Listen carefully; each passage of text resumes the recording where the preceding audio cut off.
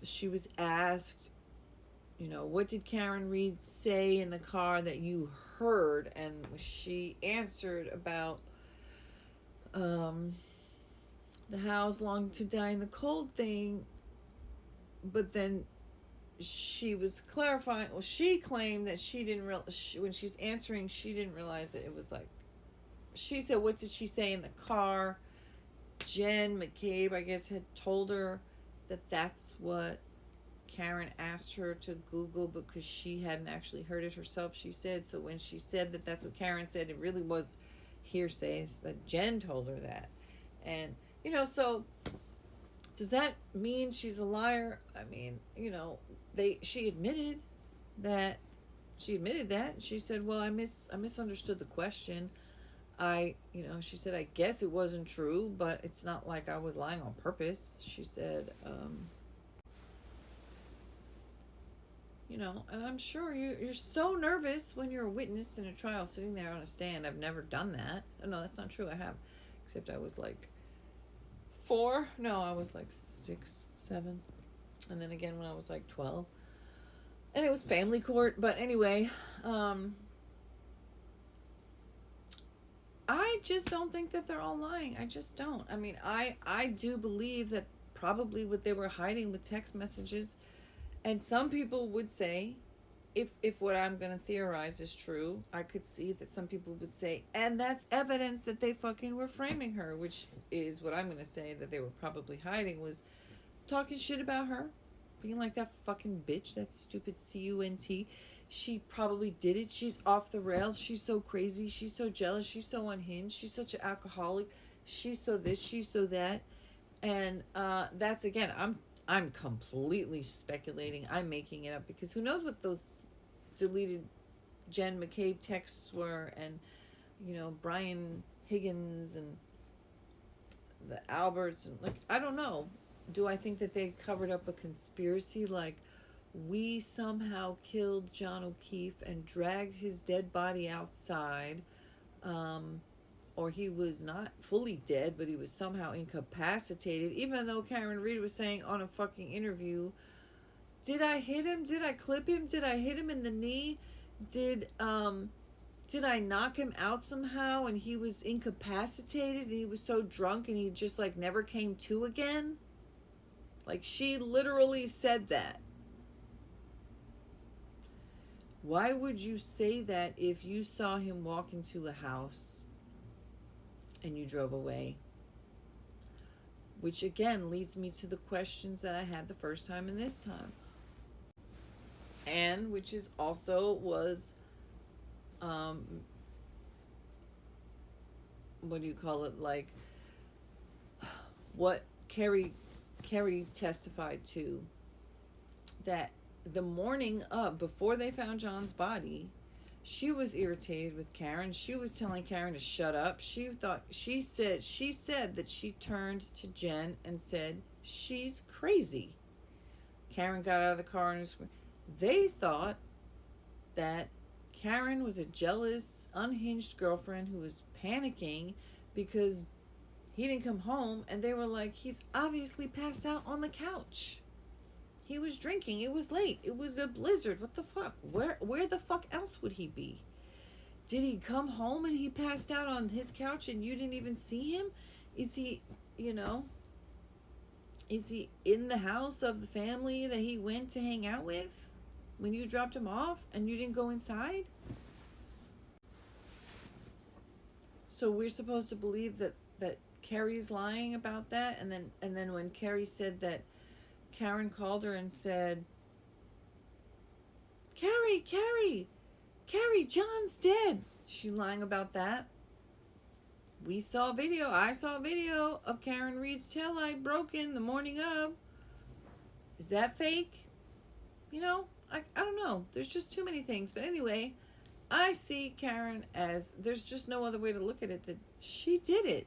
Should probably get off though, because of the terrible investigation. And other people look at it and like, they killed that man and threw him on the lawn and covered it up, and all these people conspired against Karen, that terrible, mean woman who somehow is a victim. Okay, I don't know. Anyway, have a good Friday. See you. Don't forget to hit like, hit share, hit subscribe. Please subscribe. I would love to grow my community of people who are not interested in echo chambers where you can't express your opinion. Unless you're MAGA, fuck you, bitch. If you're a Nazi, get the fuck off my channel. That's my line drawn in the fucking purple lighting. No, I'm not okay with that. I'm not okay with fucking Nazis and fascists and Hitler wannabes and shit like that. But if you just want to share why you think Karen Reed is innocent, or why you think Wendy Adelson is, innocent, or why you think Blake Lively. Now, I'll probably delete your ass if you like Blake Lively. So maybe I'm a little bit of a hypocrite, but, I'm not interested in hateful people who are just like, you troll! Oh my God. And I'm like, you troll! Yeah, I guess I'm a little bit hypocritical in that way, but it's like, I don't know. I'm not interested in those chats where it's like I do like it where, some people have one opinion, other people have another opinion, these people have this opinion, and this person has a little weird, and then people are allowed to talk about it. But I don't like when people come on and they say really hateful things, or they just, make an insult, or they're actually a troll, So if you're a troll, you're a troll. And, but you shouldn't be calling people trolls just because they simply have a different opinion than you. But if they're an actual, they just, I don't know. It's kind of complex to discuss, the distinctive nuances between an actual troll and then somebody who's passionate about their opinion. And I guess part of it is respect and how they communicate. And are you, this one person was like, well, I formed my opinion the first trial and I just think that she's innocent. Okay, that's not offensive. But then this other person, when she's like, well, the expert said that there's absolutely no way. And I'm like, well, that's actually not true. I have a clip on a video, and they did say that. And you can still say, well, I just don't believe that. That's fine. But then to be like, well, you're lying, or, you're wrong. It's like, okay, well, that's the part where it's like, now you're getting into troll zone. Anyway.